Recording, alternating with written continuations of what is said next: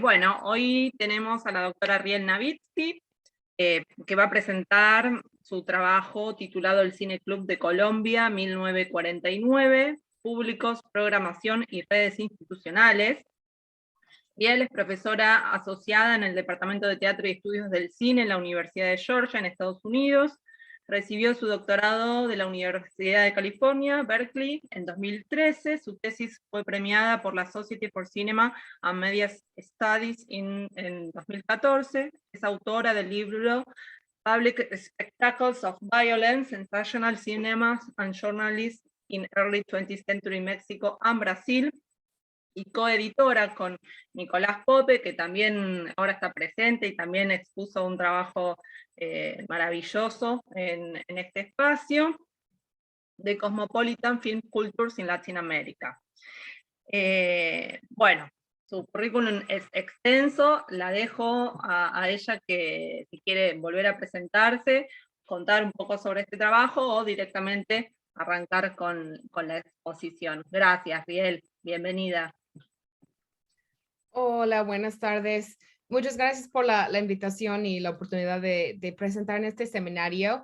Creo que solo mencionaré que este trabajo forma parte de un proyecto más amplio, un poco interminable, parece un manuscrito de libro que estoy trabajando sobre instituciones de cultura cinematográfica en América Latina después de la Segunda Guerra Mundial y sus conexiones con instituciones culturales en Francia.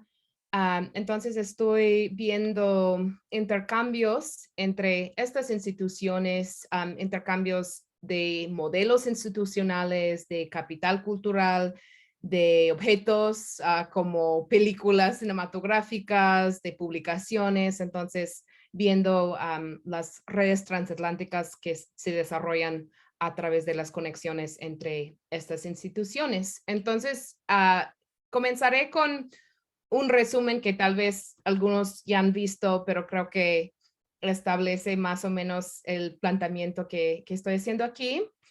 El Cine Club de Colombia, una organización de inspiración explícitamente europea, se enfrentó a dos desafíos considerables al intentar cumplir con el ideal del cine club desarrollado en Francia.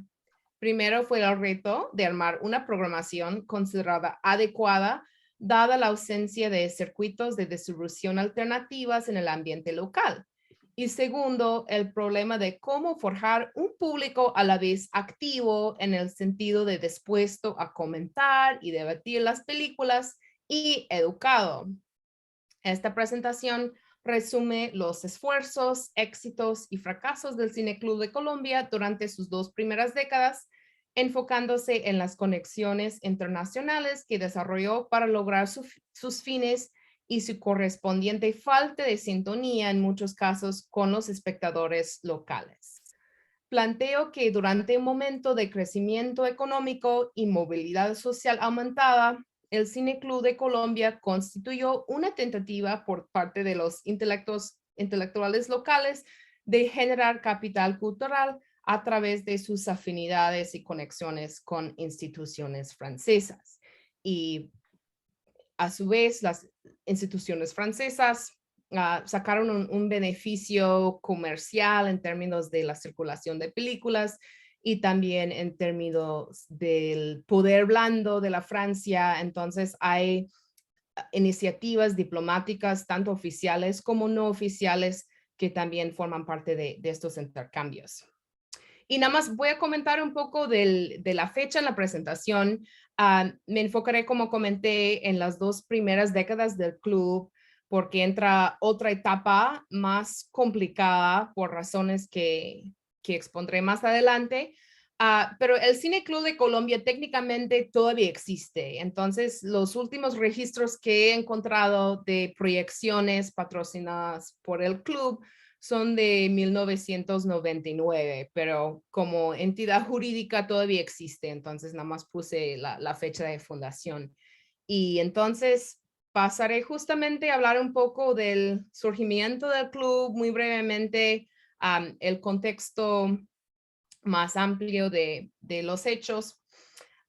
Entonces, el surgimiento del club se da en Bogotá en septiembre de 1949.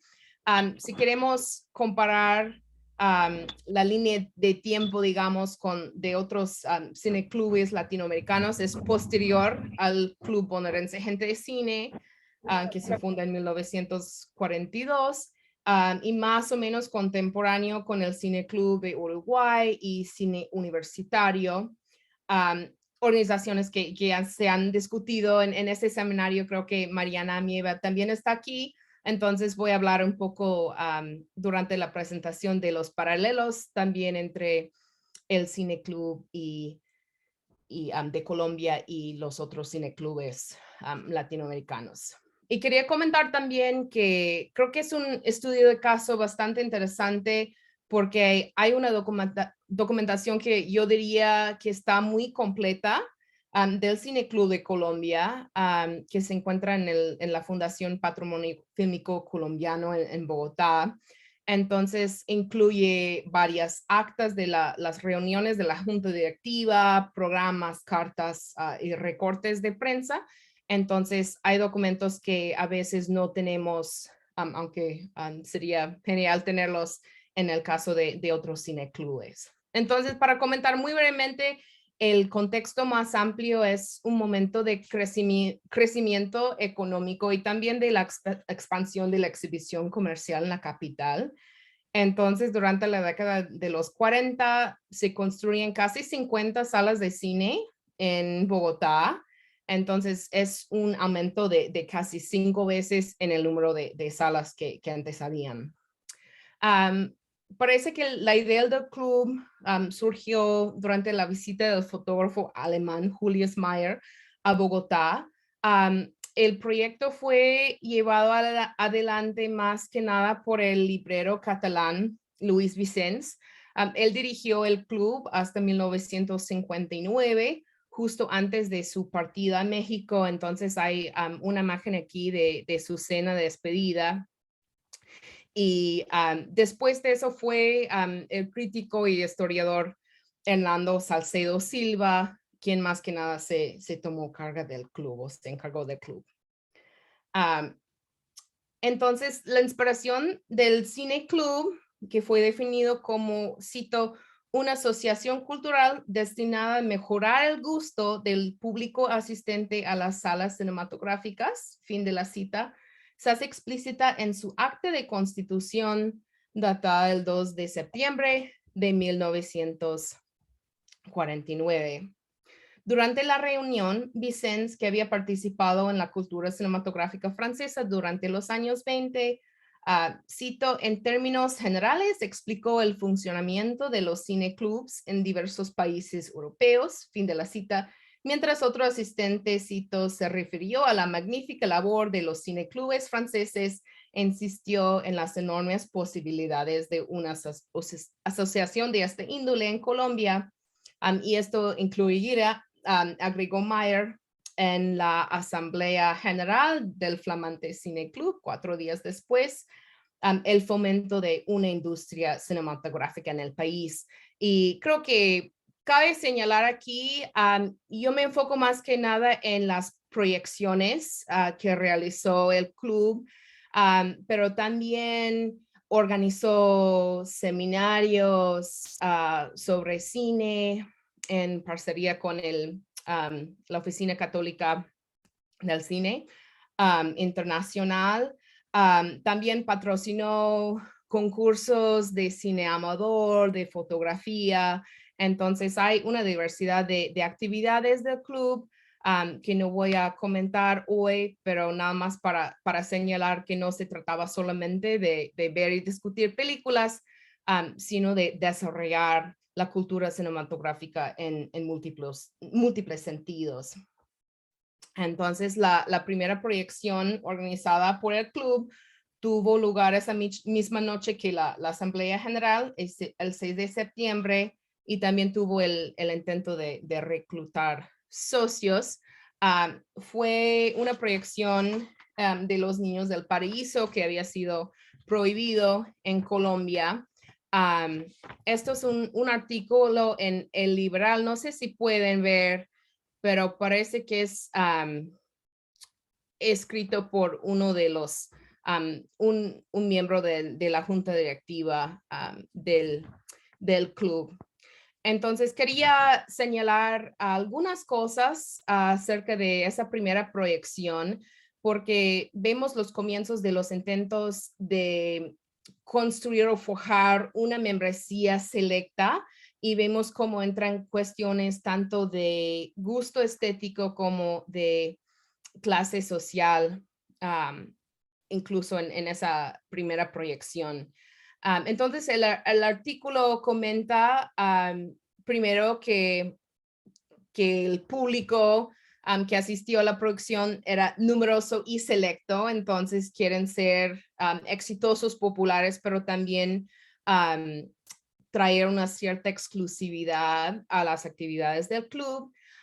Y quería señalar la cita de uno de los asistentes que comentó, que, bueno, ofreció algunos comentarios después de la proyección, que es Jorge Salamé, es un escritor de izquierda, participó en la toma de una radiodifusora durante el Bogotazo, o sea que fue el año anterior, y es muy interesante que los programas del club no mencionan hechos políticos, históricos, están como es una mirada muy cosmopolita y no buscan una conexión tan fuerte con las preocupaciones locales.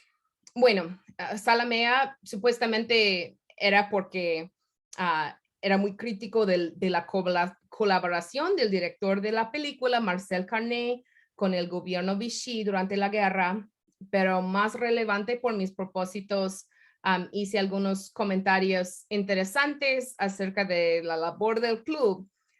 Dijo, cito, el arte como las viejas casas tiene un desván donde se acoluman las cosas inservibles o inútiles, aunque de pronto los nuevos ricos penetran al desván y exhumen sus restos creyendo hacer una maravilla.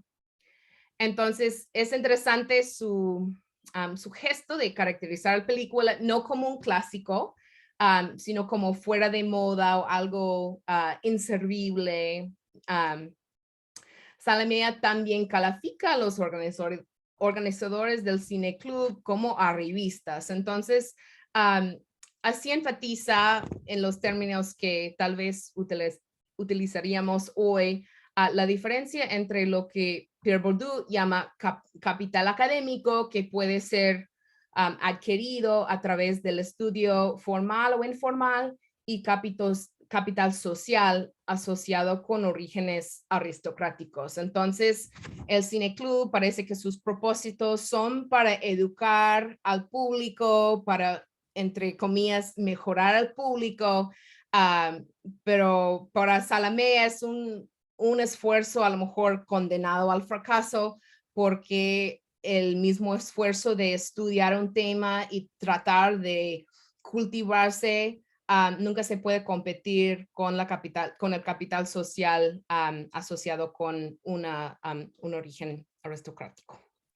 Entonces, pensé que era muy interesante su comentario porque trae a la luz varias cuestiones de movilidad social, cómo el Cine Club quería generar cierta distinción social para las clases medias en ascensión. Otra cosa que quería mencionar es que la noción de exclusividad se hizo explícito en el límite de 300 socios impuesto por la junta directiva. Esto es un contraste con, por ejemplo, los cineclubes montevideanos, si no me equivoco, llegaron a tener 10 veces más socios. Entonces, es un poco curioso porque quieren, como comenté, educar en cierta forma al público asistente a las salas cinematográficas, pero quieren también limitar el club y darle un cierto toque de exclusividad social. Entonces, podemos pasar a hablar un poco del núcleo inicial de socios. Se constituyó en parte por el grupo de intelectuales asociados con la revista Mito, que era muy influente y de una marcada orientación cosmopolita. Entonces pueden ver el índice del primer número de la revista.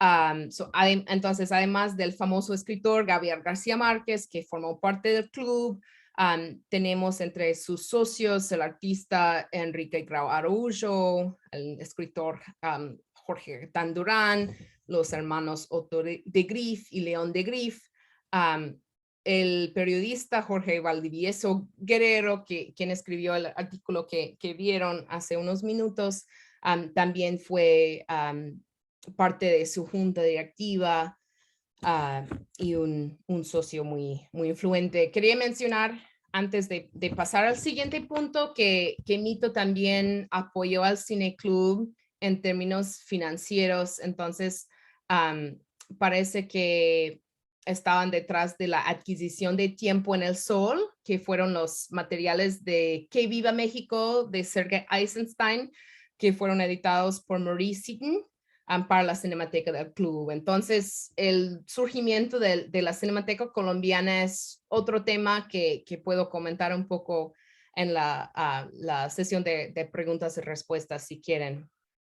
Bueno, entonces, paso por el momento a la cuestión de la programación y los factores estructurales que la condicionaban. Entonces, si ves a los programas del Cine Club de Colombia, son predominantes la producción cinematográfica de Estados Unidos y Francia. También hay varias películas del neorrealismo italiano y otras películas italianas, y un número más reducido de largometrajes de Suecia, los países de Europa del Este y México. Fue interesante observar que hasta el año 1962 hay una lista de todas las películas mexicanas que han pasado en el club, y es aproximadamente una película por año. Entonces, la presencia del cine latinoamericano en la programación del club es mínimo y no incluye casi nada del nuevo cine latinoamericano hasta 1971. Entonces, ya en los años 70 empieza a prestar un poco de atención al cine político latinoamericano de los años 60, pero no antes. Entonces, para dar solamente una idea muy general de su programación, también hay una gran variedad de géneros cinematográficas, animación, cine educativo. Es otro punto de contacto con el caso de los cineclubes uruguayos que ha comentado Mariana en este seminario. Y lo que quería mencionar aquí es que el Cine Club de Colombia tenía una relación muy cercana con distribuidores comerciales locales, y por muchos años las películas eran cedidas sin costo a cambio de la promoción de las películas por el club y sus socios.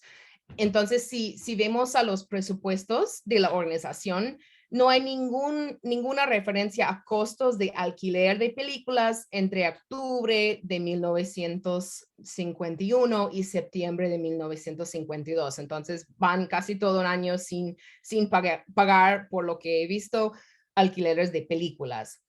En 1955, los alquileres son 1,5% del propuesto de la organización. Entonces, el costo del alquiler es casi inexistente. 9 años después, la cifra ya es mayor, 13% del presupuesto en 1964, y sigue aumentando durante los años 60. Entonces, este artículo que tengo aquí en la diapositiva explica un poco el porqué de esa relación con los distribuidores.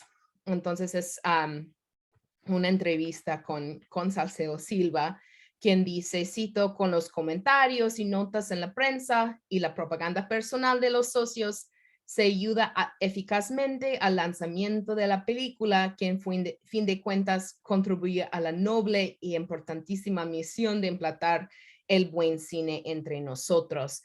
Entonces, hay ejemplos como Limpiabotas, que fue proyectada por el Cine Club en febrero de 1950, y después, cuando la película se lanza comercialmente, la publicidad, los avisos tienen un montón de citas de los miembros del club elogiando la película.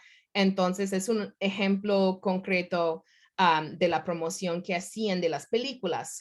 Entonces, podemos ver en términos prácticos que era el valor agregado conferido por proyección en el Cine Club. Entonces, es un concepto que estoy tomando prestado de Marika de Valk, que está hablando del contexto de los festivales de cine, pero creo que algo muy semejante está pasando con los cineclubes. Entonces ya da a la película un prestigio, un sello de aprobación que ayuda en muchos casos con el lanzamiento comercial. Y otra función, no vi muchas referencias, pero creo que es muy interesante. Hay algunos indicios que el club sirvió en algunos casos como, como un grupo de foco, digamos, como en el marketing, para evaluar si ciertas películas iban a ser aceptadas en el mercado local. Por ejemplo, hay el caso de Fröken que es una adaptación de una obra de teatro de Strindberg que tiene sexo extramarital, tiene suicidio, entonces bastante controvertida, premiada en Cannes. Entonces se preguntaron a los socios en un programa si a cada uno si Cito la considera apta para ser presentada al público de Bogotá y cómo será aceptada. Entonces hay un esfuerzo de determinar si se podía lanzar comercialmente la película. Entonces no quiero enfatizar demasiado ese punto, fue el único indicio que encontré que el club fue utilizado de esa manera, pero se me hace muy interesante. Entonces, bueno, esta cercanía con los distribuidores comerciales tiene un precio porque está en constante tensión con los ideales de qué debe de ser un cineclub. Bueno, tiene que pasar programación retrospectiva, tiene que incluir la historia del cine y no solamente los estrenos, etcétera. Pero como Mariana también ha comentado en otra ocasión, la novedad más que nada es lo que los socios están pidiendo. Entonces, las propias fuentes de las películas a que el club tiene acceso y las preferencias de los socios están favoreciendo al cine reciente, pero los ideales de lo que debe de ser un cineclub exigen otra cosa, ¿no? Entonces los programas, hay muchos momentos que yo creo muy chistosos, que están técnicamente regañando siempre a los socios y así exponiendo sus ideales que no están siendo cumplidos. Y voy a leer una cita. Esto es un programa que estaba comentando la falta de asistencia a ciclos de Orson Welles, de Bardem y de cine colombiano. Cito, dar solo preestrenos es colocar al Cine Club al nivel de cualquier salón de cine comercial. Entonces tiene que ser un espacio técnicamente no comercial que está haciendo una programación cultural, digamos. Y además, y estoy continuando con la cita, ningún cineclub del mundo da preestrenos salvo excepciones muy especiales. Entonces ya vemos que hay un estándar internacional al cual están apelando para tratar de cambiar el comportamiento de los socios. Las buenas películas, o por lo menos las interesantes, deben repetirse para valorar sus méritos y defectos a través del tiempo. De ahí que el club insista y seguirá insistiendo en el redescubrimiento del buen cine.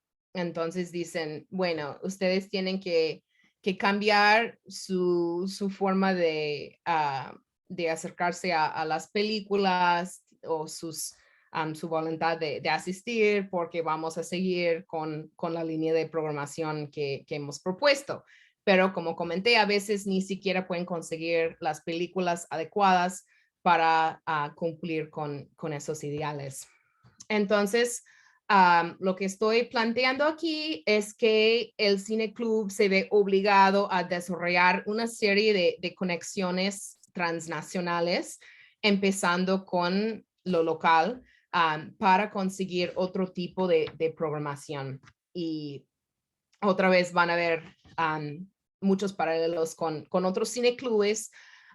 Quería mencionar en primer lugar el cine promocional educativo. No he encontrado tantos ejemplos, pero por ejemplo, hay películas de la Cinemateca de la compañía ESO que aparecen en la programación y que también entraron a la Cinemateca Colombiana, a la colección. Además de eso, hay Avianca, la aerolínea, que donó una película llamada Colombia, Tierra de Contrastes. Y también, como en el caso de otros cineclubes, vemos el papel de películas fornecidas por embajadas, embajada de Estados Unidos, Canadá, Holanda y Francia. Y estoy argumentando, y creo que esto se sostiene por los documentos, que la embajada de Francia era especialmente importante. Por ejemplo, un mes después de la primera proyección del club, Luis Vicens ya está en contacto con la embajada francesa, está averiguando sobre la posibilidad de conseguir películas de largometraje francesas con pocas posibilidades comerciales en Colombia para la programación del club. Entonces, por lo que veo, esta lista de películas armada por la embajada no se incorpora a la programación del Cine Club en ese momento, pero es una estrategia que están desarrollando para intentar conseguir la programación, digamos, adecuada. Otro ejemplo es la película Ucangacero, que es un título importante para pensar en las tentativas de hacer cine de arte en América Latina en los años 50, que fue una proyección que fue patrocinada por la Embajada de Brasil, pero también Columbia Pictures, que se encargaba de la distribución de las películas de la compañía cinematográfica Veracruz, tenían que ceder la copia al Cine Club. Okay. Entonces, en la diapositiva anterior estaba hablando también de instituciones que podríamos llamar paragubernamentales. Por ejemplo, el Instituto Colombo Alemán, Unitalia, que era la agencia dedicada a la promoción del cine italiano en el extranjero. La Alianza Francesa era otra institución a que recurría Vicens en busca de informaciones y contactos con organizaciones europeas como la Federación Internacional de Cineclubes. Entonces, estas instituciones no son necesariamente patrocinadas directamente por el gobierno. En algunos casos, algunos casos sí lo son, pero ocupan como un espacio, digamos, intermedio entre la diplomacia cultural oficial y no oficial. Ok, entonces ya estoy hablando de ese tema, pero quería compartir también una imagen, una lista de distribuidores comerciales y también instituciones culturales que que fornecieron películas al Cine Club de Colombia. Entonces vemos RKO, MGM, Colombia, Artistas Unidos, muchos distribuidores hollywoodenses, otros locales, además de la Cinemateca Francesa, la Embajada Francesa, el Cine Club de Venezuela y la Embajada de Holanda. Entonces voy a hablar un poco más del Cine Club de Venezuela en unos minutos. Entonces, hay toda una serie de colaboraciones transatlánticas, pero también regionales que el Cine Club de Colombia desarrolla para intentar conseguir la programación adecuada, como dije. Entonces, ya a pocos meses de su fundación, la junta directiva del club entra en contacto con Henri Lanois de la Cinemateca Francesa y de ahí desarrolla toda una serie de colaboraciones, como dije. Entonces, Lanois también es importantísimo por su papel en la fundación de cinematecas en América Latina, como seguramente muchos de ustedes ya saben. Y hay, bueno, varios motivos para eso. En primer lugar, Lanois se conoce por su voluntad de difundir el patrimonio cinematográfico hasta el punto a veces de dañar las películas, sino preservarlas para mandarlas a todos los rincones del mundo y para que se vea, para que sea un patrimonio vivo, digamos. Entonces eso es parte de su motivación. También parece que quería aliados dentro de la Federación Internacional de Archivos Fílmicos. Entonces es un tema, creo que Fabián Núñez está aquí, entonces es un tema que él conoce muy a fondo. Y también Beatriz Tadeo Fuica ha escrito mucho sobre las relaciones entre Lanois y los organizadores de cineclubes que se convirtieron en organizadores de cinematecas en el Cono Sur. Entonces hay todo un tema muy interesante aquí, pero me voy a limitar más que nada al papel de Lanois en facilitar la llegada de ciertas películas al Cine Club de Colombia. Entonces, como podemos ver aquí, es Valdivieso Guerrero quien entra en contacto con Lanois primero.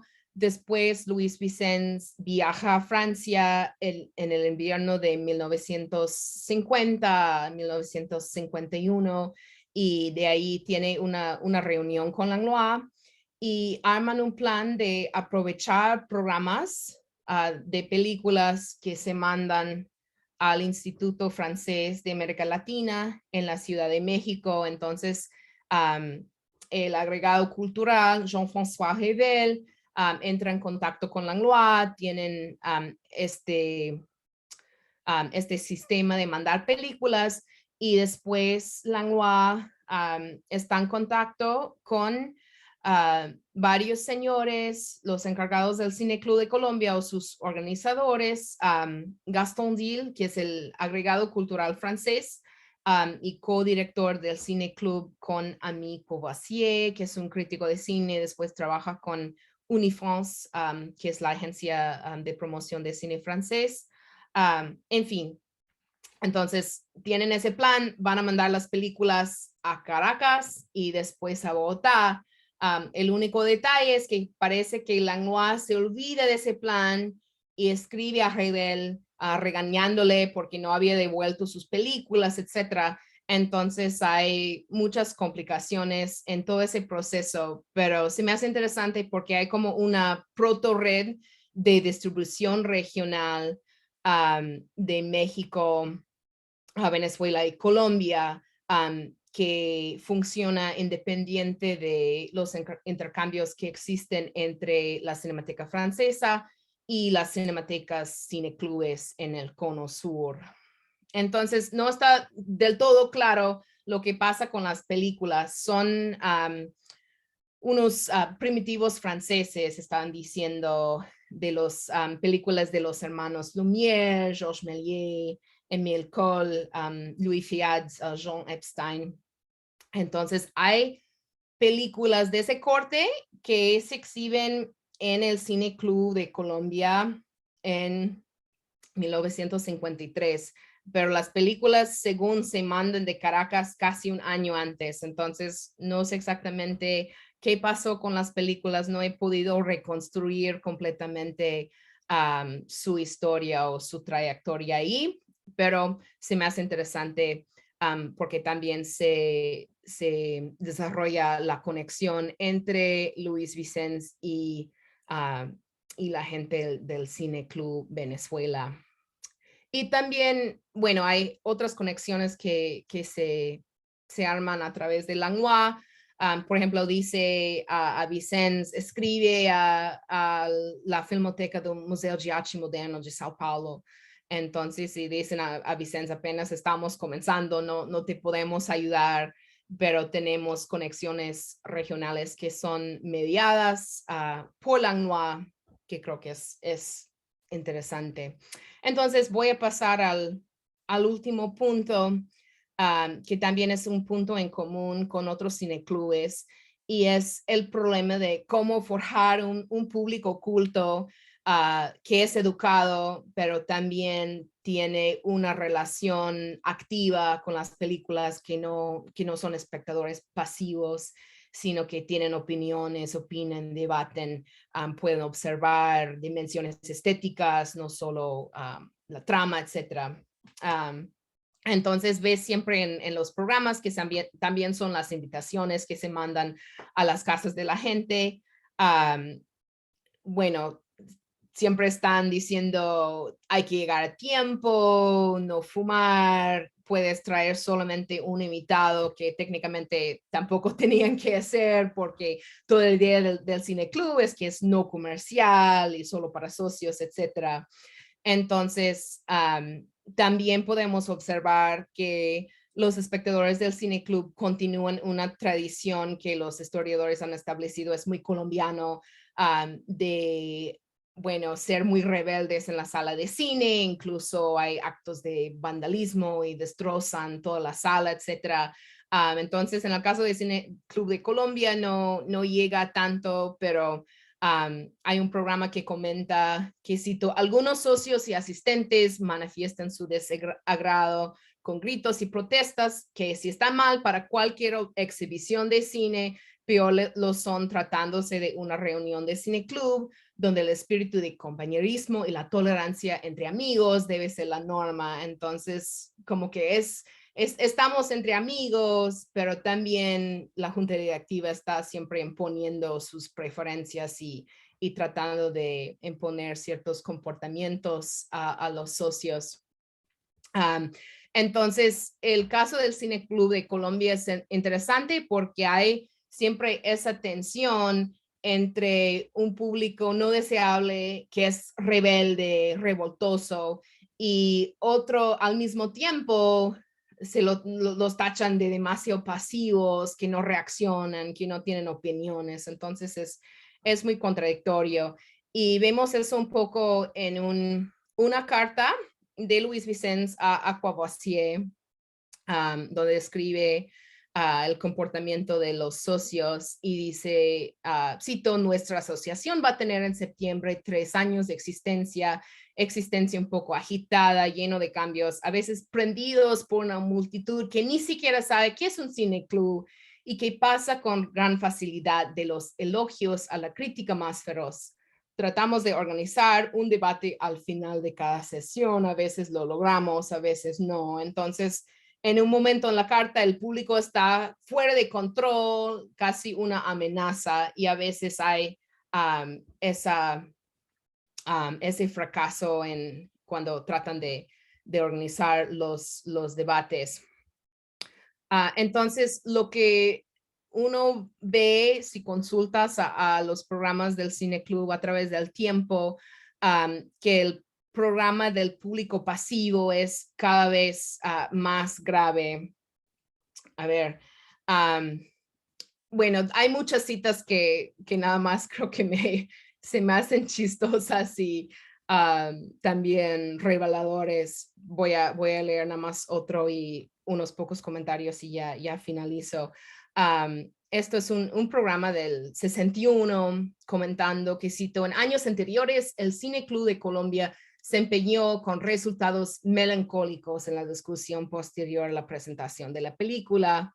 Los socios con angustia inexplicable abandonaban el teatro como huyendo de una catástrofe, sin pensar en la necesidad de ampliar los conceptos inspirados por la película presentada a través de los comentarios de los mismos asistentes. Entonces, yo también estoy planteando que es un ideal explícitamente francés que surge no solamente de la cinefilia de los años 20, sino más bien muy fuertemente de la cinefilia posguerra. Entonces es un protocolo que tratan de mantener muy intensamente los cineclubes franceses. Entonces, cuando los debates no funcionan, tratan a veces de dar cuestionarios a los socios y así solicitar retroalimentación o reflexiones sobre las películas. Y tampoco funcionó muy bien. Por ejemplo, en algún momento se quejan de que 3 socios de 300 respondieron a los cuestionarios. Entonces, es un problema que, por lo que he visto en los documentos disponibles, es un problema por muchos cineclubes, pero el caso del Cineclub de Colombia me parece especialmente grave. Y también se comenta, por ejemplo, en revistas especializadas como Guiones, que era una revista de cine medio de izquierda de comienzos de los años 60, que también dice, tiene una programación excelente, pero el cine no se discute y se echa a perder todo. Bueno, entonces, muy brevemente, podemos decir que a finales de los años 60 vemos una crisis muy grave en el modelo del Cine Club de Colombia. Tenemos, como comenté antes, un aumento muy significativo en el costo de las películas. Entonces, ya no se ceden gratuitamente al Cine Club, tienen que pagar el alquiler de las películas. Hay mucha competencia de otros cineclubes, muchos surgidos del ambiente universitario que son más politizados y tienen otra mirada al cine, por lo que parece el Cineclub Universitario, Cineclub Chaplin, 8:30, que era parte de la Universidad Nacional. Se comenta en las actas que la programación es demasiado exigente, que Salcedo Silva tiene un concepto muy poco popular de lo que es el buen cine, entonces que él más que nada está manejando el cine club, aunque hay una junta directiva, entonces se echa la culpa un poco al Salcedo Silva por su modo de programar. Y como resultado de todos estos factores hay una caída muy grande en el número de socios. Entonces, por ejemplo, en 1965 tienen su cuota de 300 y 4 años después, en 1969, es menos que la mitad, solo 137. Entonces, durante los años 70, encuentran un modo de controlar los costos, aumentar un poco el número de socios. Tienen el recurso que es muy común de los cineclubes de mostrar películas censuradas y tratar de atraer al público a través del estatus especial de los cineclubes, que pueden pasar a veces películas que son prohibidas en los cines comerciales. Entonces logra sobrevivir, como mencioné, alrededor de 1999. Parece que trata de dar funciones completamente, pero todavía existe técnicamente.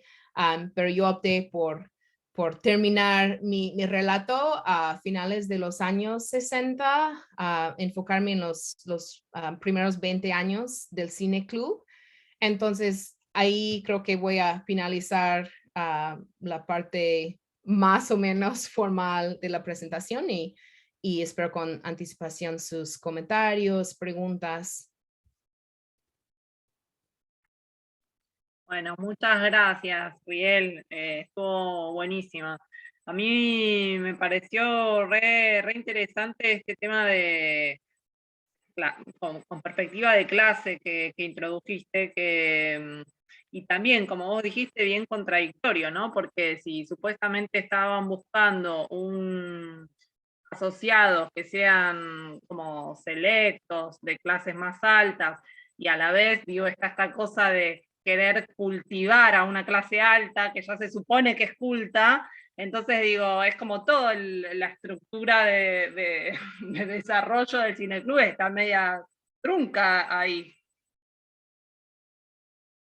Sí, yo estaba hablando de un colega, Juan Sebastián Ospina León, que me ayudó a entrar en este tema del Cine Club de Colombia y me dijo que en Colombia tienen el concepto de la chusma de la élite. Entonces hay como siempre esa voluntad de imponer distinciones internas a una clase. Entonces es por ahí que se entiende, por ejemplo, en el caso de Estados Unidos, el fenómeno de los cines de arte. Entonces, todos somos ahora clase media, entonces tenemos que distinguirnos de algún modo de nuestros vecinos que tienen a lo mejor el mismo poder adquisitivo.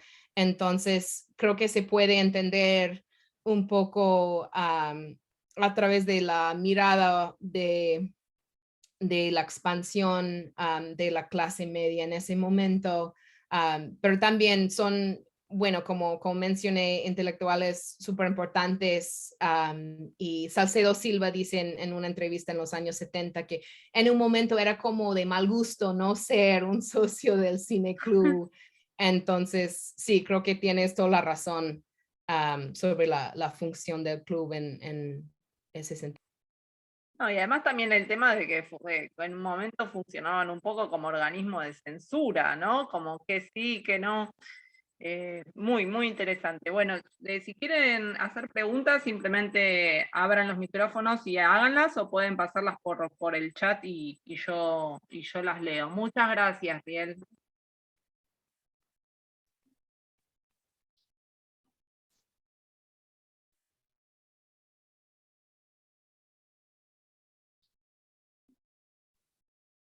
Órale, ¿quién se anima primero? Ok, ahora sí. Tengo una duda que no sé si lo dijiste al principio, pero es las fuentes documentales con las que estás trabajando. ¿De dónde vienen? O sea, porque es maravilloso todo el material que tenés. Y no es tan Sí, fácil conseguir todo eso. sí, Entonces, sí, yo estoy muy consciente de eso. Entonces, toda la documentación está en la Fundación Patrimonio Fílmico Colombiano. Entonces, no está, como en muchos archivos, no está catalogado. Entonces, tienes que llegar ahí y pides tal y tal cosa y conforme como les parece bien, te van dando cosas. Entonces, hay materiales también del Cine Club de Medellín, pero más que nada también de la Federación Colombiana de Cineclubes, que se funda en los años 60 y nada más empieza realmente a trabajar en los 70. Entonces también hay materiales de otros cineclubes, pero la parte es todo de principal, Colombia. No sí, es el Cineclub de en otro tipo de Colombia. archivos. Sí, también, bueno, hay muchos documentos, actas de juntas, de también la fundación del mismo patrimonio fílmico, Okay. otras cinematecas, entonces hay cosas interesantes que está como todo mezclado ahí, pero sí, está como casi todo ahí. Wow. Qué envidia.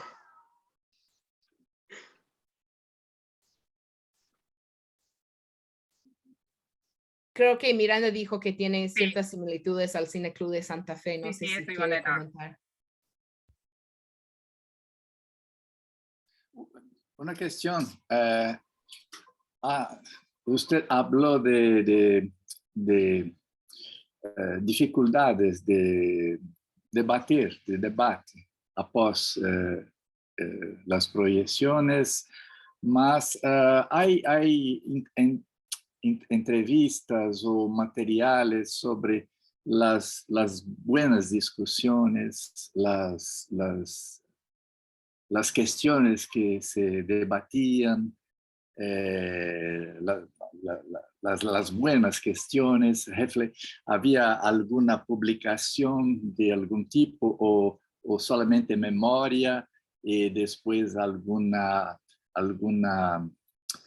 testimonio, alguna entrevista? ¿Cómo es esta parte?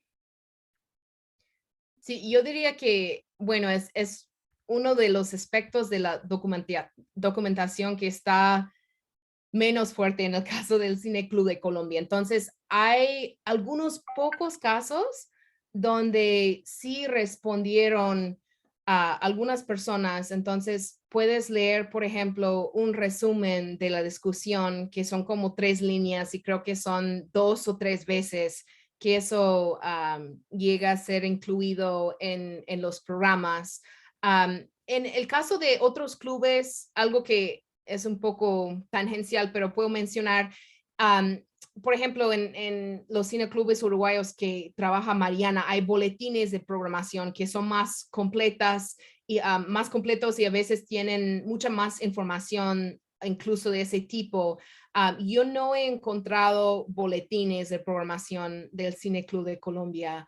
Las entrevistas que he encontrado normalmente son con como los líderes o los dirigentes, entonces es un poco más difícil saber cuáles fueron las reacciones, pero sí valdría la pena, por ejemplo, más allá de García Márquez, hay otros colombianos, intelectuales colombianos súper famosos que participaron como Marta Traba. Entonces, valdría la pena buscar más en, bueno, autobiografías, otros testimonios.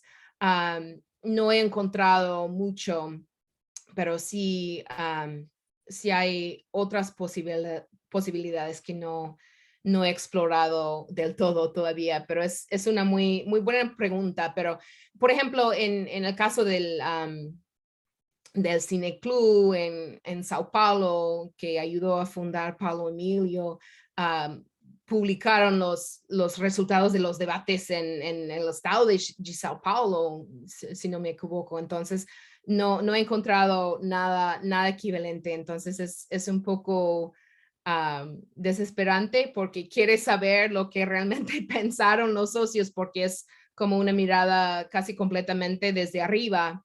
Entonces sí, hay que buscar algunas otras fuentes que, bueno, ahora estoy más inspirada a hacerlo, pero no lo había pensado del todo. Y no sé si quieres decir algo más, Rubén. ¿Cómo? Si querías decir algo más. Sí, es raro, es raro. Si hay jornalistas o escritores, es más posible. Si no, el material que solamente se puede buscar en entrevistas es difícil. Para saber la vida cultural del cineclub, es un material importante. Sí, Porque creo que valdría la pena también hacer una búsqueda más detallada. Hay Álvaro Concha Henao, que ha hecho su historia social del cine colombiano, más que nada a partir del diario El Tiempo. Entonces hay ciertos momentos, por ejemplo, es de ahí que saco el detalle sobre limpiabotas. Entonces puedes ahí leer comentarios, pero más que nada de los dirigentes. Pero sí, Valdivieso Guerrero era periodista y otros socios también. Entonces hay posibilidades. No he hecho un levantamiento muy intenso de diarios colombianos que son muy difíciles de conseguir en Estados Unidos, pero creo que hay cosas ahí que también tendremos que pensar. Y había otra cosa que iba a decir, pero ya se me olvidó. No, y García Márquez escribió mucho sobre cine. Entonces es posible que algunos materiales con personas que escribían sobre cine. Sí, sí tiene reseñas de películas que solamente pasaron en el Cine Club de Colombia. Entonces, en sus crónicas periodísticas, esto sí se encuentra. No he visto menciones de cómo fue el debate, más bien que está comentando la película, pero vale la pena también volver a ver esos volúmenes porque, bueno, toda la recopilación ya está hecha. Entonces, sí, eso también sería interesante, pero he visto un poco sus reseñas, pero por lo que he visto no recuerdo haber visto comentarios sobre el público, pero vale la pena volver. Una experiencia del Frei español, de catalán, ¿cómo se llama? En Bolivia, que fue asesinado en los fines de los años 70. ¿Cómo se llama? Hay publicado en Brasil algunos libros, son traducidos en portugués. ¿Cómo se llama? Frei Luis Espinal. ¿Conocen? No. Luis Espinal Camps. Sí, Luis Espinal Camps. Hay una experiencia de cineclub que no sé si hay registros, porque escribía mucho y tengo la impresión que sus libros son muy sugerencias de debates populares, que era voltado a un público más popular, inspirado también en Francia, en las experiencias de los años 40, 50, pienso. Mas es mucho a pesquisar, mucho, no sé. Pienso que hay materiales.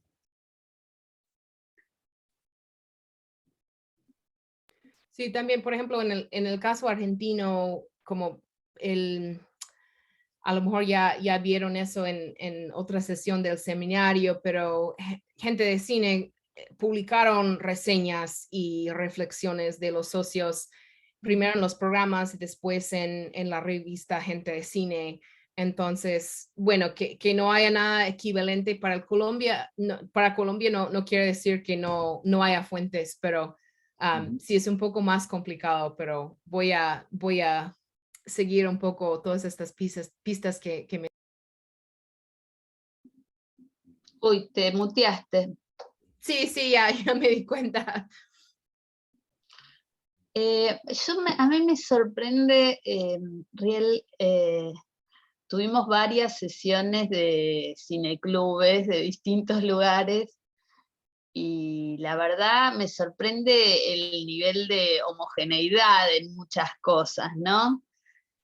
Y sobre todo justo estaba releyendo este planteo de Paranaguá cuando intenta hacer la historia comparada y dice, bueno, de los cines de América Latina, y dice que en realidad América Latina tiene 3 patas en los cines, y entonces habla de la pata europea, la pata norteamericana y las tradiciones locales, ¿no? Y yo pensaba, bueno, que en general nosotros pensamos la pata europea como a principios de bueno, hasta el desembarco de las majors norteamericanas, digamos, porque después el cine europeo es mucho menor, digamos. Pero pensá ahora que en realidad los cineclubes son la pata europea de los años 40 en adelante, fuertísimas, ¿no? O sea, cómo Europa, Francia, digamos, cómo permea toda esa cultura cinéfila, donde además aparece lo que vos decías, digamos, donde aparece claramente que ir al cine es una práctica que excede absolutamente el cine y las películas, ¿no? La práctica de la distinción, la práctica que te ubica en la cultura culta europea, ¿no? Y yo pensaba, qué interesante, qué movida, digamos, ¿no? Creo que nosotros, o por lo menos yo no lo tenía tan claro antes de este seminario, ¿no? Que era tan fuerte en toda Latinoamérica y tan homogéneo, porque todas las historias que se leen y se cuentan son muy, muy parecidas, ¿no? Y me parece como que tiene una función social, política, político-cultural, muy, muy similar, y la verdad es que me parece importantísimo el descubrimiento, digamos, eso por lo menos para mí, ¿no? Que esto de que hay una pata europea tremendamente fuerte en los años, sobre todo hasta los años 60, 70. Yo diría entre el 40 y el 70, ¿no? Nada, eso, me trajo tu propuesta, que me pareció buenísima, y me trajo ecos de una cantidad de propuestas que hubo aquí, ¿no? La de Mariana y otras más. Sí, yo creo que, bueno, diría varias cosas que a veces a lo mejor se nos olvidan, y uno es que tanto, bueno, yo diría el papel del Estado en el resurgimiento de los cines europeos. Y bueno, los Estados Unidos tienen el MPAA, ¿no? Pero no tienen un Italia, no tienen un Unifrance. Entonces creo que hay una conciencia muy clara en Europa, y bueno, a lo mejor estoy siendo demasiado obvia, pero saben que no pueden competir en términos de presupuestos, de efectos especiales.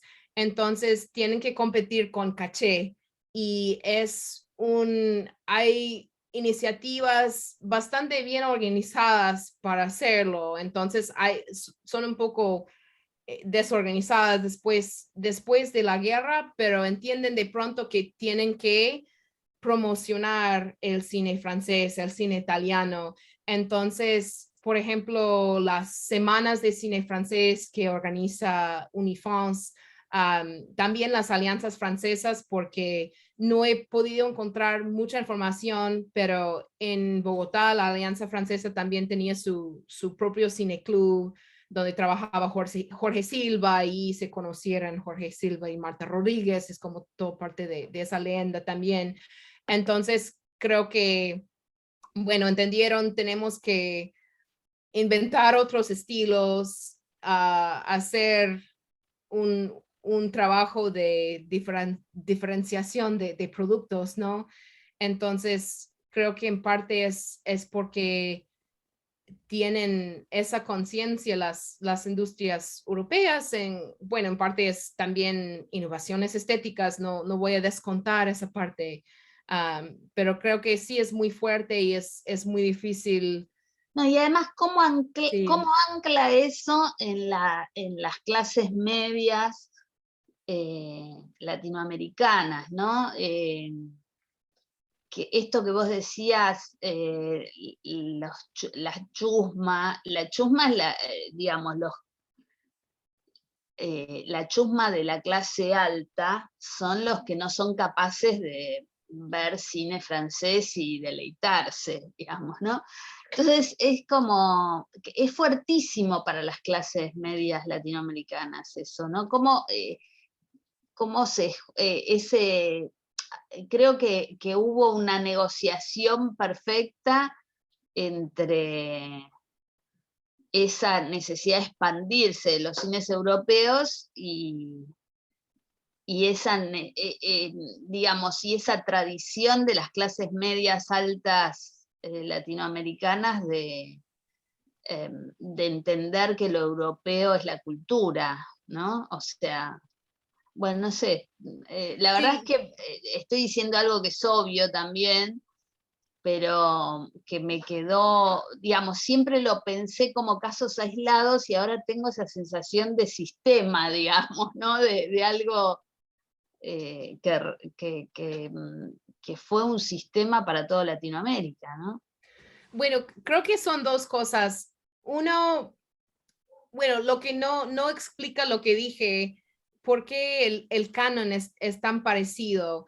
Yo creo que en parte cuando estamos mirando listas de programación de esa época, también estamos como aplicando un esquema del canon que sobrevive hasta hoy. Entonces, ¿qué es el cine, el montaje soviético, cine expresionista alemán? Entonces, por un lado, sí hay esas semejanzas que he visto en mi comparación de programación, y también hay un montón de cosas que no encajan en ese modelo que no notamos tanto cuando estamos viendo la programación. Entonces, no puedo explicar del todo cómo es que se comunica ese canon.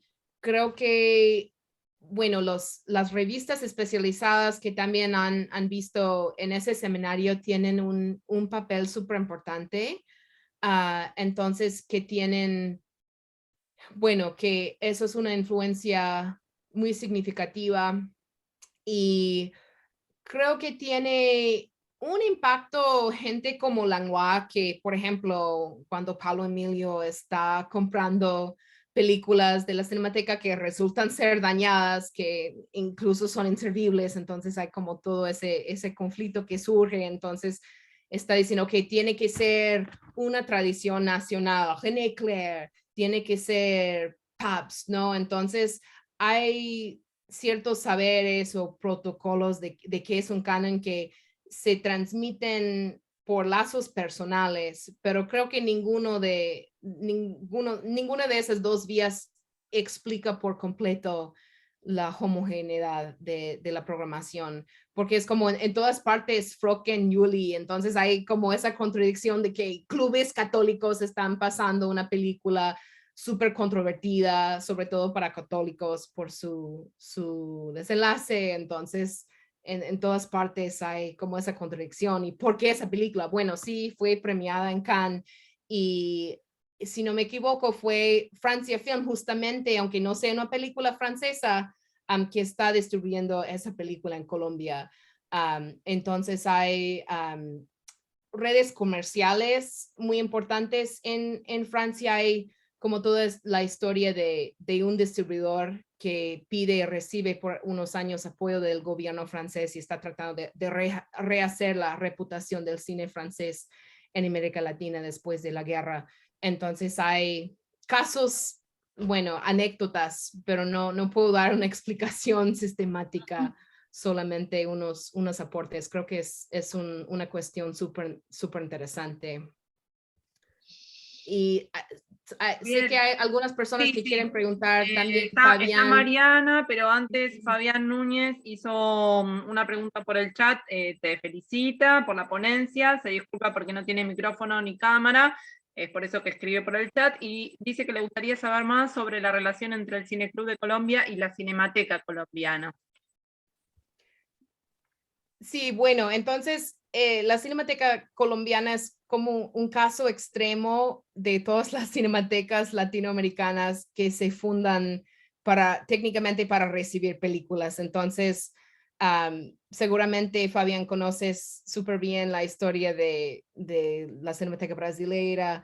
Entonces es parecido porque justamente cuando Vicente y Langlois hacen el trato de mandar las películas, dice tienes que crear un ente jurídico que es un archivo para poder recibir películas de la FIAF. Entonces, es un poco diferente lo que están haciendo por canales diplomáticos con esas películas, pero la idea es la misma. Entonces, la Cinemateca Colombiana es, como dije, un caso extremo. Entonces, estoy viendo algunas notas que tengo. Entonces, se fundó si no me equivoco, bueno, la primera adquisición fue en 1955 y 11 años después nada más tienen 15 películas en su archivo. Entonces, realmente es un modo de participar también en redes internacionales. Entonces, García Márquez va a Varsovia para pedir la admisión de la Cinemateca a la Federación Internacional de Archivos Fílmicos. Existe en el papel, pero casi no existe en los años 60 como archivo. Entonces tiene poquísimas películas. Yo podría decir que como cada una tiene una historia, porque en los programas están diciendo, oh, fuimos al Congreso de la FIA, fuimos invitados, entonces están presumiendo que tienen esa participación en las redes internacionales y dicen, Mito nos compró una película o Avianca nos donó una película, entonces casi se puede identificar a todas las películas. Y bueno, luego, por lo que entiendo, la Cinemateca estaba técnicamente en la casa de Salcedo Silva.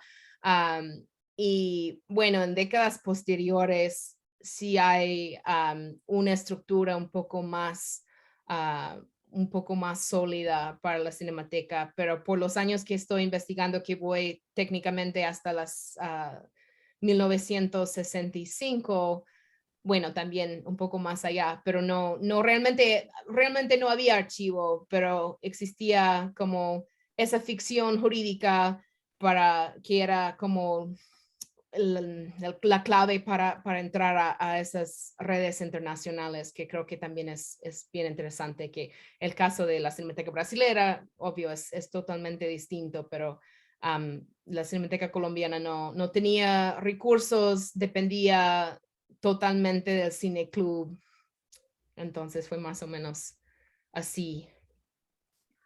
Mariana, ¿querés ir vos? No sé si hay algún otro comentario, porque por ahí hago, por ahí me extiendo un poco. Nada, tenemos acá toda esta idea de cosa compartida con Riel hace mucho, ya venimos intercambiando. La vez pasada me decías que te generaban ecos muchas de las cosas que yo decía, y claro, funcionan espejo ahí. Ese panorama de similitudes que también veía Clara me llamaba mucho la atención. Igual ahora me quería detener más que nada en las cosas que son disímiles. Me pareció, bueno, también mi primera pregunta era lo que iba a preguntar, lo que preguntó ya Alejandro en relación a las fuentes, porque hay materiales del archivo que me parecen muy ricas, como por ejemplo el tema de los presupuestos. Que contar con presupuestos es algo, esa cosa de cocina, digamos, de materiales, es algo con lo que a veces no contamos y es algo bien interesante. Pero quería preguntarte si en relación a toda esa documentación que pudiste encontrar, quedó establecido el lugar de dónde funcionaba el cineclub, si había tenido una sede estable, cómo funcionaba, si tenía proyecciones semanales, la asistencia, cuánta gente iba a las proyecciones, ¿había alguna desinformación más precisa en relación a eso? Por otro lado, quería enfocar un poco más de detalle cuando hablabas de las programaciones que venían más que nada de esos cines norteamericanos, europeos, ¿sí? Que llenaban parte de esa colección más que el cine retrospectivo. Por un lado, nada, si tenías algunos títulos, algunos nombres, a ver si había alguna especie de elemento ahí común.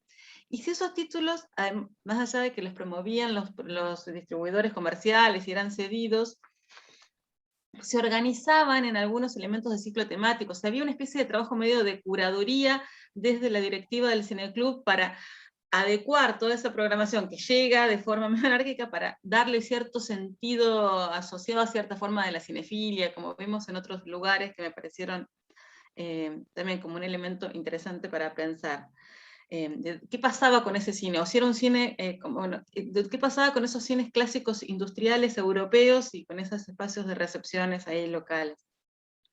Y en relación al tema de que estaba planteando también, claro, esa figura de Langlois y Europa en el periodo, a mí me llama la atención esa idea de que estamos siempre dando vuelta en relación a la figura de Langlois, y después cuando te pones a analizar los materiales de archivos encontrás que la presencia, más allá de esta cosa de armar instituciones, armar sellos, generar eventos, fue muy poca en relación a la vida diaria de los cineclubes. Digo, no sé, me parece que el trabajo que hace Beatriz acerca de, bueno, cuáles son las películas que llegan a partir de la valijita, así que mandó y que se trianguló entre Buenos Aires, Montevideo, San Pablo, con algunos clásicos, no sé después si tuvo demasiada presencia, más allá de eso de que estábamos planteando. me parece que también, más allá de la figura de Langlois, yo creo que hay como herencias que aparecen en las publicaciones vinculadas, por ejemplo, a Luis de Luc, que es citado y es una especie de referencia medio venerada, digamos, como un eco de los 20, con ese concepto ahí de las vanguardias, como un canon también implícito, que me pareció interesante. Luego, me llamó la atención de esos lugares que llegaban más institucionales, las películas, algunas ausencias en relación a lo que pasaba en Montevideo. Quería chequear si fueron ausencias y si se te ocurre algún motivo. Algunas que son más obvias, digo, ¿qué pasa con el cine soviético? Había distribuidoras como Art Kino, que tuvo una presencia muy fuerte también en Buenos Aires, que le tuvieron. O algunas otras legaciones de los países del este, como Checoslovaquia, que fue otro país muy activo para difundir materiales. Bueno, ¿qué estaba pasando en ese? O Alemania del Este, que también fue una política muy activa con DEFA para promover ese cine. Pero también veo que no aparece en tu listado Canadá, o ya sea la legación canadiense o el National Film Board, o el British Council, que también, porque para mí hay un elemento también vinculado a cierto cine, por ejemplo el documental inglés, bueno, qué pasaba con esos espacios, que me pareció interesante también pensar qué estaba sucediendo en esos lugares. Y luego, bueno, vos detallaste ese espacio, por lo que veo, y publicaciones no había, pero se entregaban programas con información sobre la película, había, para textos se ubicaban para contextualizar esas películas. Nada, te felicito, Riel, me parece nada alucinante ponerse a ver todo esto en ese mapa general, y creo que sí, nos debemos en algún momento pensar esto de forma como un sistema, a ver si había un sistema o no, si funciona. Ya tendremos que hacer una especie de comentario más general sobre todos estos trabajos. Bueno, entonces intentaré responder a todo. No sé si lo voy a lograr. En términos de sedes, no tenían sede hijo hasta 1962. Entonces, se me hace interesante porque después de eso utilizaban el auditorio de Radio Sutatensa. Entonces, para mí es interesante porque era una iniciativa católica de educación popular a través de la radio. Entonces, que daban las lecciones a niños en lugares muy retirados a través de la radio. Entonces, no he encontrado mucha información sobre una relación institucional. Entonces, puedo ver en las actas qué estaban cobrando para el uso del auditorio y todo, no me acuerdo. Entonces, antes de eso, sí, utilizaron varios cines comerciales. Entonces, no tengo a mano una lista de los nombres de los cines. Sí me acuerdo como algunas discusiones, lo típico que esa sala tiene pulgas y no sé qué más, y no queremos tener proyecciones en Chapinero porque los que viven en Bogotá no van a ir a Chapinero. Entonces, si ha sido Bogotá es como risible porque es, bueno, en términos relativos muy cerca, ¿no? Entonces puedes tener una idea de lo chiquitititito que realmente era Bogotá en ese momento en comparación con lo que es ahora. Entonces hay como varios detalles de ese corte, pero sí, debo realmente de hacer un mapa de exactamente dónde estaban proyectando las películas, pero no tenían un lugar fijo para las proyecciones, y son relativamente pocas las proyecciones. Hice un cálculo y ya no sé si estoy bien, pero en un poco más de 4 años, en 4 años y 4 meses eran 100 proyecciones.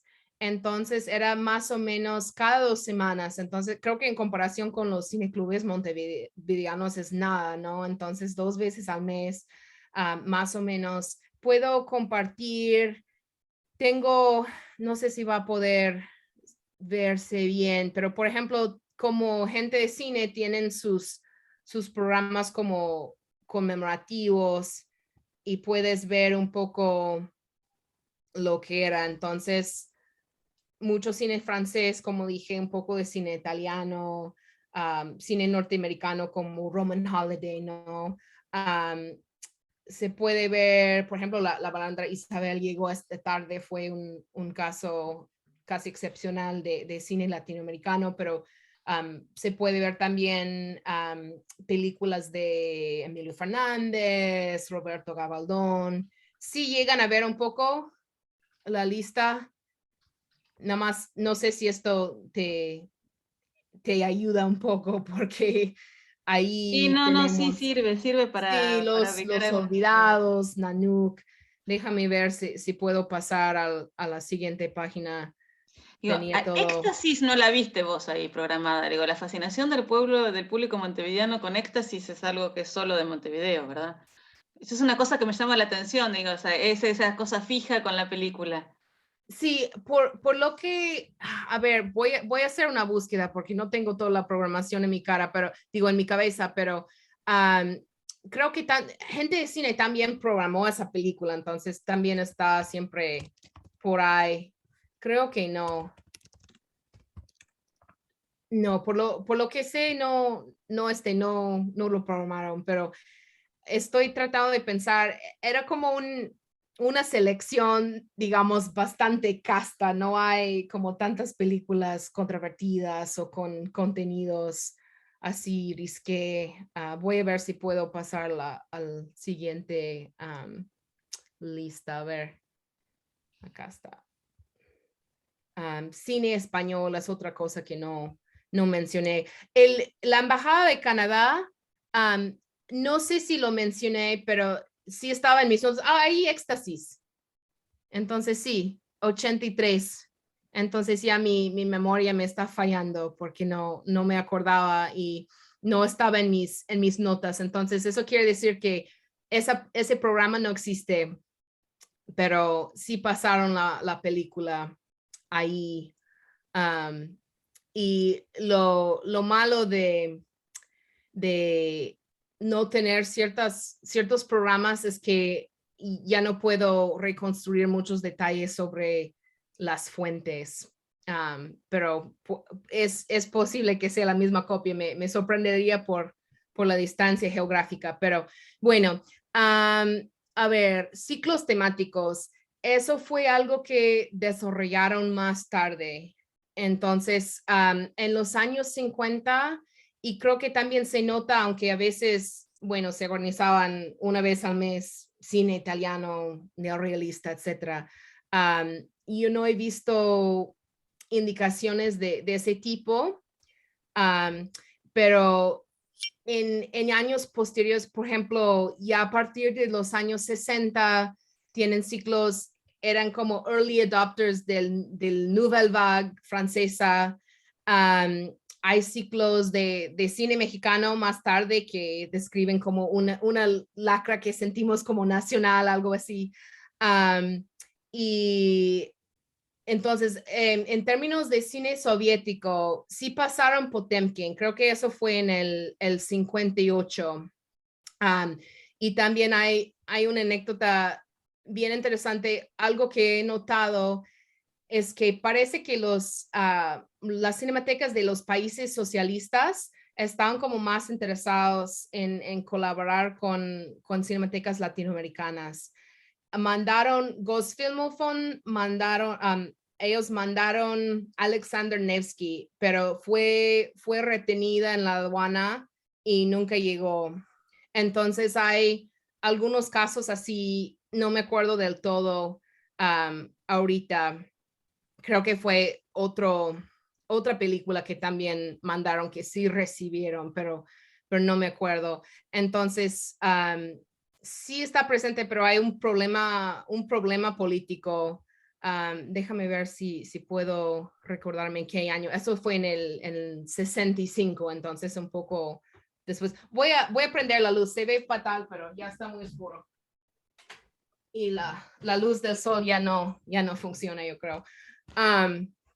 Entonces, más preguntas. La importancia de Langlois en la práctica. Creo que eso es porque no es muy confiable Langlois. Por ejemplo, en el Instituto Francés de América Latina quedan desesperados porque las películas no llega lo prometido, no llega a tiempo. Entonces empiezan a trabajar con el Museo de Arte Moderna en Nueva York, que es como mucho más, creo que organizado, además le queda más cerca, yo creo. Entonces, sí, es también como parte del mito de la historia de los cineclubes y las cinematecas, pero igual no se puede negar que era como su conexión con todo ese mundo de las instituciones europeas que tenían un valor simbólico súper fuerte. Por ejemplo, el Museo de Arte Moderna en Río de Janeiro, hay muchos boletines y el director está diciendo, ok, aquí hay un relato de mi viaje a Europa súper detallado y la FIAF, y como que a quién le importa eso, ¿no? Entonces me llama muchísimo la atención que ponen tanto énfasis en estas conexiones que a veces creo que su valor simbólico es más grande que su valor práctico. Entonces no sé si he respondido a todo. Han salido cosas que ni siquiera me acordaba, entonces me alegro que tu curiosidad sobre éxtasis. No, perdón, aparte, perdona No, el resto, no, porque está por ahí bien. no hay mucha... No, pero había algunas cosas que vinculadas a eso, cuál película de Renoir fue, pero son intereses muy particulares míos que la charlamos en otro momento con los archivos. No, pero es súper de viejo, porque interesante. Yo puedo creo aburrir que a todo el también mundo. es importante como pensar en la cuestión de espacio, que no lo he hecho tanto para este club, y los detalles que puedo sacar sobre las salas que ocupaban. La cuestión sobre tanta gente, cuánta gente iba, no lo sé, no se comentó mucho. Sí, sí se comentaba como cuántos socios tenían, y se lo comentaban cuando, bueno, pasaron una película y técnicamente no llegó casi nadie. Esto también se comentó. Hemos hablado en otro momento también sobre la cuestión de género y es difícil tener números muy concretos. Puedo indicar que en la junta directiva normalmente había una mujer, dos mujeres. Ahorita no me acuerdo del nombre de la persona, pero si están siempre quejando que nadie se queda al debate, etcétera, y una mujer que era parte de la junta decía, ustedes tampoco se quedan, entonces, ¿qué quieren? ¿No? Que la misma junta directiva no se cumple con estos supuestos ideales que están promocionando tanto. Entonces, esto se me hizo muy típico, ¿no? Entonces, como que la mujer se queda porque cree que es su deber y los hombres que están en la junta directiva no se quedan. Entonces esto me llamó la atención, pero se me olvidó del nombre de la persona. Otro dato que tengo, hay la votación de mejor película del año y mejor película pasada ese año por el Cine Club. Entonces, de ahí también aparecen algunos nombres de mujeres, pero es todo muy anecdótico, es casi imposible saber las proporciones.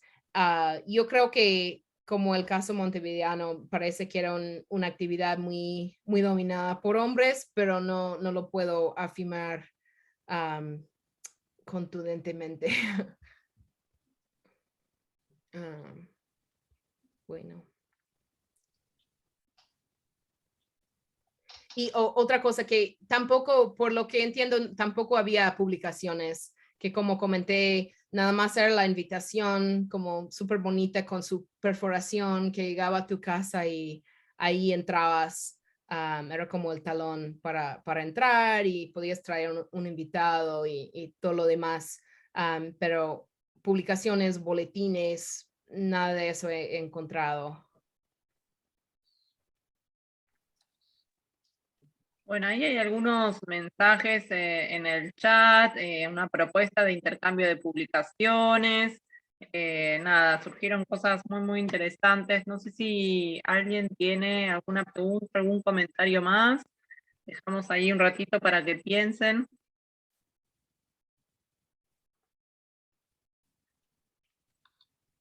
En relación a la propuesta de Rubén, yo ahora no puedo, pero ni bien entregue la tesis que va a ser en estos días, podemos organizar una especie de listado, como a veces hacemos con los dossiers, de bibliografía de todos los temas para después compartir en especie de correo, porque me parece que digo, también para sumar también este trabajo ahí de Rubén, que ya estoy bajando, nos debemos tener una especie de puesta al día en conjunto de todo lo que venimos produciendo sobre temas afines, y este seminario fue nuestro gran patio de reunión.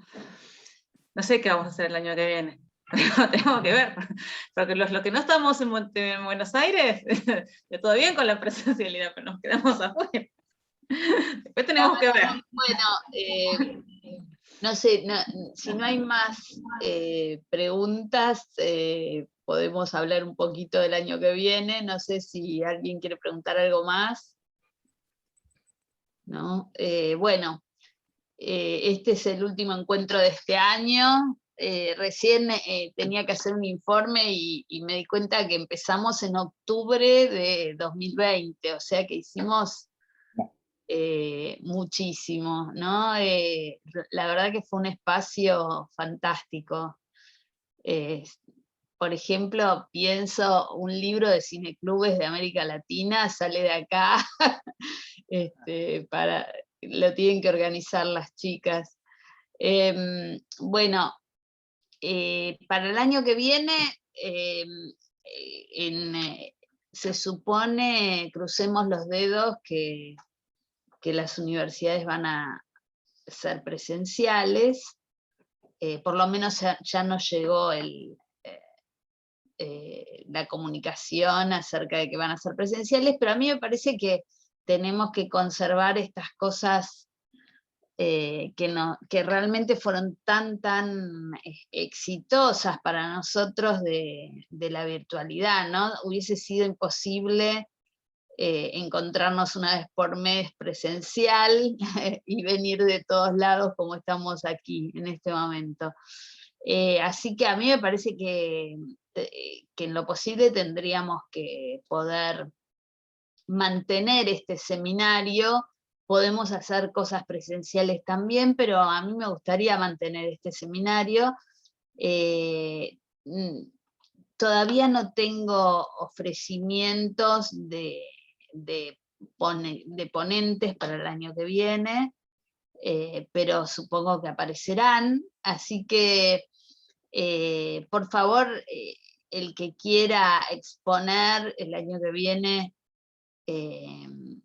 puede escribir a Historia de los Públicos, o escribirme a mí, o a alguno de nosotros, y vamos armando una lista. Y bueno, mi idea es seguir, ¿no? Me parece que es un espacio muy rico y tendríamos que seguir. Así que bueno, hoy es el último del año y la verdad es que ya ahora viene la recta final del año, todos estamos cerrando clases, notas, informes y todos esos chiches académicos horribles. Y bueno, nada, en nombre de todos, deseo que tengamos un muy buen año, que terminemos este año pandémico lo mejor posible y tengamos un mucho mejor año el año que viene. Esperemos, crucemos los dedos de que no nos llegue la quinta ola, y nada, y que podamos volver a la presencialidad, a ver cómo son las cosas. Realmente todo va a cambiar en el mundo académico. Por lo menos lo que a mí me informaron en la Universidad de Buenos Aires es que vamos a poder tener el 30% de clases virtuales en las materias, así que bueno, de hecho vamos a cambiar, no va a ser lo mismo que antes, y bueno, vamos a ver cómo funciona todo, ¿no? Va a ser muy diferente, ¿no? Así que, bueno, no sé si alguien quiere decir algo para despedirnos. Acá dice José Manuel que me parece que quedó para el año que viene, dice que las cosas en Europa están negras. Sí, la verdad es que las noticias que llegan son feas.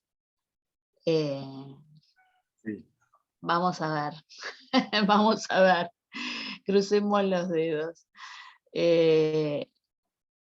Bueno, no sé si alguien más quiere decir algo de despedida. ¿Alguien que se anime? No, ahí en el chat están todos agradeciendo, no solamente a Riel Felicitando por a este, Ariel. sí, no solamente a Riel por este último encuentro, sino a todos, al equipo, a la organización, a todas las personas que participaron como expositores y como asistentes, que también Riel hace un ratito habló de espectadores pasivos y activos. Yo creo que acá los asistentes son todos súper activos y productivos, Sí. y eso también enriquece muchísimo los encuentros, así que nada, muchas gracias. Bueno, y tenemos que agradecer muy especialmente a Mariu, que es la que manda los mails, organiza, está ahí siempre presente. Sí, aplauso para Mariu. Gracias. Realmente Es un placer.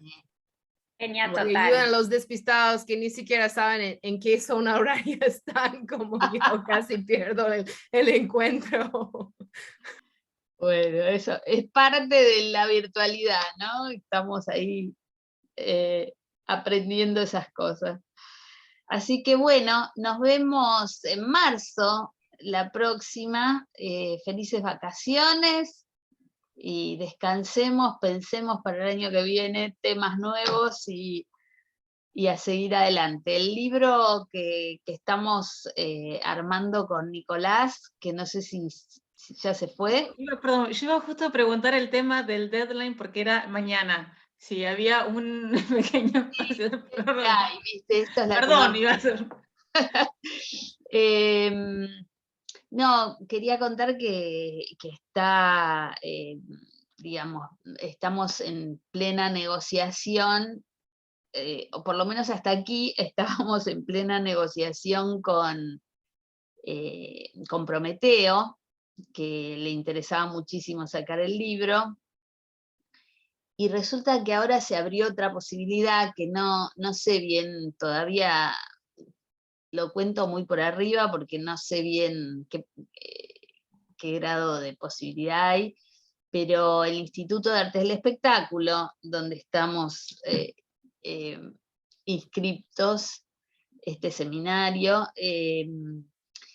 hizo un acuerdo con Eudeva para tener una colección propia del instituto. Y entonces probablemente podamos hacer el libro entre Eudeva y la Universidad de Nicolás, y realmente me parece mejor que Prometeo, no sé, todavía estamos en eso, pero digamos, todas las posibilidades son buenísimas, las dos editoriales son muy buenas y en principio todos están interesados. Ya tenemos, el libro va a estar referiado y teníamos una persona contratada para referato, por suerte tenemos dinero para pagarle, pero bueno, a último momento tuvo que renunciar a esa posibilidad porque por suerte tuvo ofrecimientos de trabajo muy fuertes y no podía hacerlo, así que estamos buscando referato de nuevo, pero quiero decir, la idea es, nosotros sabemos que nadie va a entregar el día 30, no, nadie no, porque ya tenemos un capítulo entregado de una persona muy, muy disciplinada, pero bueno, la idea es que el año que viene, no sé, estamos pensando en febrero, o sea, enero no vamos a trabajar, nadie va a trabajar, es la norma y es lo que, sí, Alejandro, no pienso trabajar en enero. Vos sí, porque estás en el norte. Bueno, no, Pero bueno, en febrero retomamos, yo me imagino que febrero va a ser el mes en que vamos a empezar con los referatos, así que esa es un poco la idea. Y no sé, y me parece que pueden salir otros libros de aquí, ¿no? Para mí esto de Cineclub merece, cineclubes latinoamericanos. Pero bueno, veremos. Pasan Vamos buscando en viendo. redes. Hay como lugares vacantes donde hay estudios medio esporádicos que yo creo que esta red puede ayudar a incentivar o a encontrar, ¿sí?, otros estudios específicos que nos están faltando dentro de estos mapas, pero todo el trabajo que está haciendo la red de cineclubes, en la que con Riel participamos en las presentaciones, fue bien interesante porque fue un espacio de articulación donde interactuamos con los actores, con los cineclubes mismos, con nuestros objetos de estudio, digamos. Y poder generar un diálogo en ese espacio yo creo que enriquece mucho toda esta propuesta y de ahí pueden surgir también espacios ahí de colaboración. Fue un evento enorme que se empezó a hacer este año, que sigue ahí promoviendo cosas y es una red también interesante para seguir explorando, la de propios cineclubes que ahora están en funcionamiento.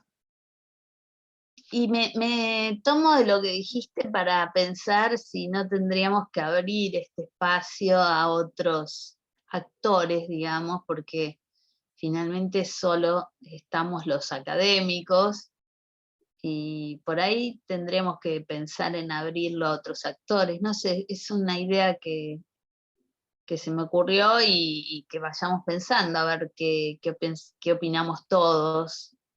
Si deberíamos redimensionar, digamos, el seminario, ¿no? Así que bueno, nada, nos vemos en marzo y tomamos las decisiones que podamos tomar, ¿no? Besos a todos. Hasta. Eso, gracias. Feliz año. Felicitaciones, Riel. Felicitaciones, Riel. Felicitaciones.